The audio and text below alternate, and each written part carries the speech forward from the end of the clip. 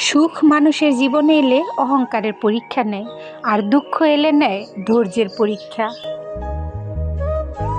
25 বছর পেরিয়ে যাওয়া মেয়েটাই জানে নিজের বাড়িতে থাকাটাও কতটা অশান্তির। পড়ালেখা কমপ্লিট করা বেকার ছেলেটি জানে ছুরির চেয়েও ধারালো হয় পরিবারের মানুষের কথা বলা।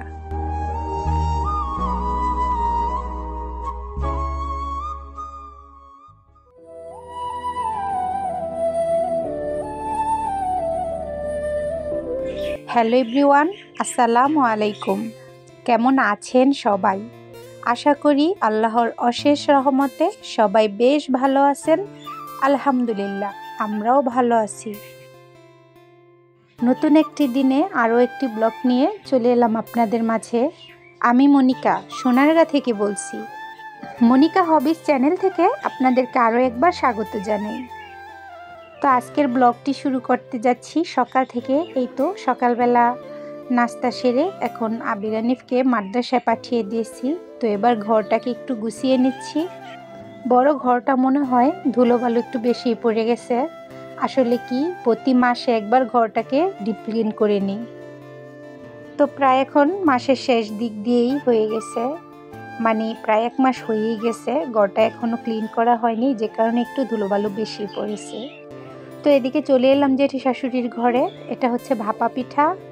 তো এটা আমার কুকারে, মানে যেটা আগের কুকার ছিল যা নষ্ট হয়ে গেছে, এখন এই হাঁড়িটাতেই, তো এটাতেই ভাপা পিঠা তৈরি করে নিচ্ছি। আর এমনিতেও এটা আমার জেঠি শাশুড়ি তৈরি করতে পারে না, তো যে কারণে আমি নিজেই তৈরি করছি। এই তো আমার জেঠা শ্বশুরকে দিয়ে দিলাম, তো উনি খেয়ে নিচ্ছে, আর এই তো আমি এদিকে তৈরি করে নিচ্ছি। তো এদিকে কিন্তু আমার প্রথম পিঠাটা ভেঙে গিয়েছিল। তো যাই হোক, এই তো এখানে আমার জ্যাঠা শ্বশুরকে খেতে দিয়েছি, কিন্তু উনি কিন্তু একবারও এর ভুল ত্রুটি ধরেনি। তো ব্যাপারটা আমার কাছে খুবই ভালো লেগেছে। যখন আমরা রান্না করি তখন কিন্তু নিজের মন থেকে সাধ্য মতো সবচেয়েতে সেরাটা রান্না করতে চেষ্টা করি, কিন্তু মাঝে মধ্যে কিছু তো ভুল ত্রুটি হয়ই। তো যেহেতু নিজে রান্না করি, তো রান্নার মধ্যে যদি কোনো ভুল ত্রুটি হয় নিজেরই কিন্তু সবচাইতে বেশি খারাপ লাগে।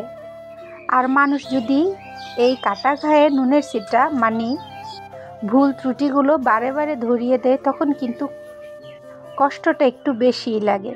তো যাই হোক, এখানে অল্প দাম আলুর, যে কারণে অনেকটাই বেশি করে আলু নেওয়া হয়েছে।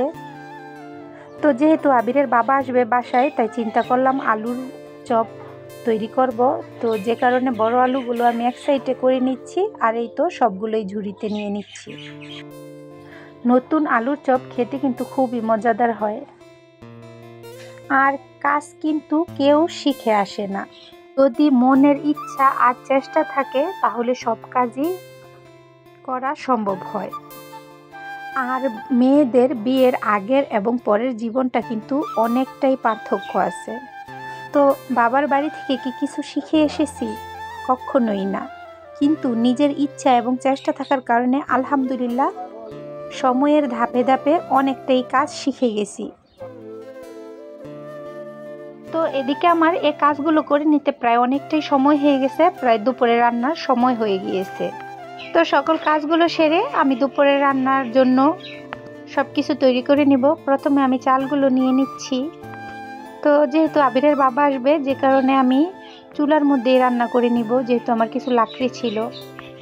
তো আজ দুপুরের রান্নায় ছিল বেগুন ভর্তা, আর সাথে ছিল এই তো এই সবজিগুলো দিয়ে বড় মাছের ঝোল। তো আবিরের বাবা যেহেতু সপ্তাহে একবার আসেন, তো উনি কিন্তু মেসে থাকেন, আর ওইখানে এক আম্মা তো ওনাকে রান্না করে দেয়। ওইখানে কিন্তু অনেকটাই তৈলাক্ত খাবার খাওয়া হয়।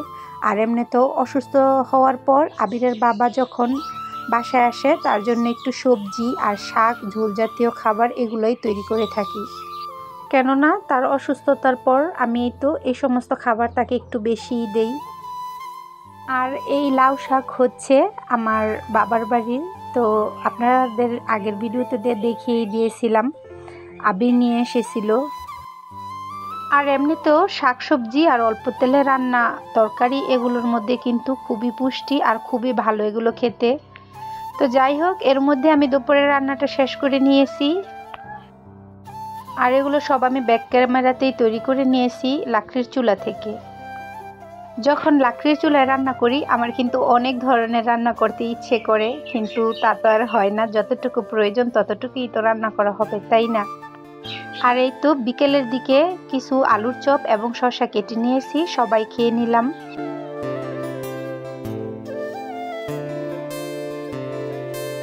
তো এখানে আমি 2 কেজির মতো হবে চাল ধুয়ে পরিষ্কার করে এখন ছাঁকনিতে সেঁকে নিলাম পানি। তো আবিরকে দিয়ে বিকালবেলায় আমি এগুলো ভাঙিয়ে নিয়ে এসেছি। আর যেহেতু এগুলোকে আমি মালপোয়া পিঠা তৈরি করব, তো এগুলোকে আগে একটু শিলপাটায় বেটে নিলাম। তো আমি কিন্তু এ পিঠা কখনো তৈরি করিনি, এই প্রথম। তো আমিও আমার জেঠি শাশুড়িকে নিয়ে এলাম, তো প্রথম একটু দেখিয়ে দিতে বললাম। আমার জেঠি শাশুড়ি এই তো সব কিছু একসাথে আমাকে তৈরি করে দিচ্ছে। এখানে কিছুটা আটাও নিয়েছিল দেখলাম। যে কাজ আমরা জানি না সেটা কিন্তু অনেক কঠিন মনে হয়, কিন্তু যদি কাজটা মনোযোগ দিয়ে দেখা হয় আর কাজ করার চেষ্টা থাকে মনে, তাহলে কিন্তু অনেকটাই সহজ হয়। তো এই তো সব কিছু আমার জেঠি শাশুড়ি তৈরি করছে আর আমি দেখে নিচ্ছি। ইনশাল্লাহ পরবর্তীতে আমিও চেষ্টা করলে পেরে যাব। তো এদিকে আমার জেঠি শাশুড়ি এগুলো তৈরি করছে, আর আবির আর তার বাবা কিন্তু বলছে যে এই পিঠা খাবে না। তারা চিতই পিঠা খুবই পছন্দ করে খেতে, আর অন্য মিষ্টি জাতীয় পিঠা আমার ঘরে তেমনটা খাওয়া হয় না। আর যে কারণে আমি অল্প করেই পিঠা তৈরি করে নিব।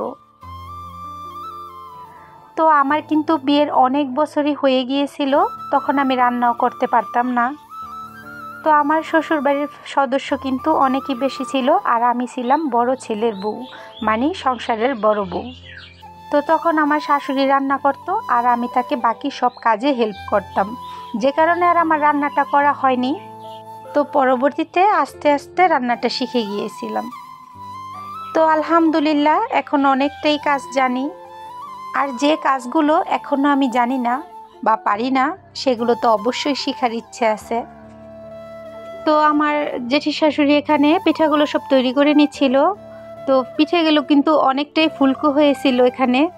আর উনি আমাকে পিঠা তৈরি করছিল, তার পাশাপাশি এই পিঠা ফুলকো হওয়ার বা ভালো হওয়ার কিছু টিপস এগুলো শিখিয়ে দিচ্ছিল। ইনশাল্লাহ পরবর্তীতে আমি নিজেই তৈরি করতে পারবো। তো এই তো এখানে উনি কয়েকটা পিঠা তৈরি করার পর এই তো আমি বসলাম, দেখি কেমন হয় আমার হাতে। তো মাশাল্লাহ আমার হাতেও কিন্তু পিঠাগুলো খুবই ভালো হয়েছিল। তো এখানে একটা মজার ঘটনা ঘটেছিল, মানে আমার জেঠি শাশুড়ি যতক্ষণ আমার পাশে বসেছিল পিঠাগুলো কিন্তু সুন্দর হয়েছিল, কিন্তু উনি চলে যাওয়ার পর কি হয়েছিল, পিঠাগুলো ভালো ফুলেনি, একটু অন্যরকম হয়েছিল। যে কারণে আমি আবারও আমার এক চাচি শাশুড়িকে নিয়ে এসেছিলাম, কেননা আমার জেঠি শাশুড়ির ঘর অনেকটা দূরে থাকায় রাতের বেলার যাওয়া হয়নি। তো যাই হোক, অবশেষে এই তো শেষ করে নিলাম। তো ভিডিওটি আমি এখানেই শেষ করছি। আল্লাহ হাফেজ।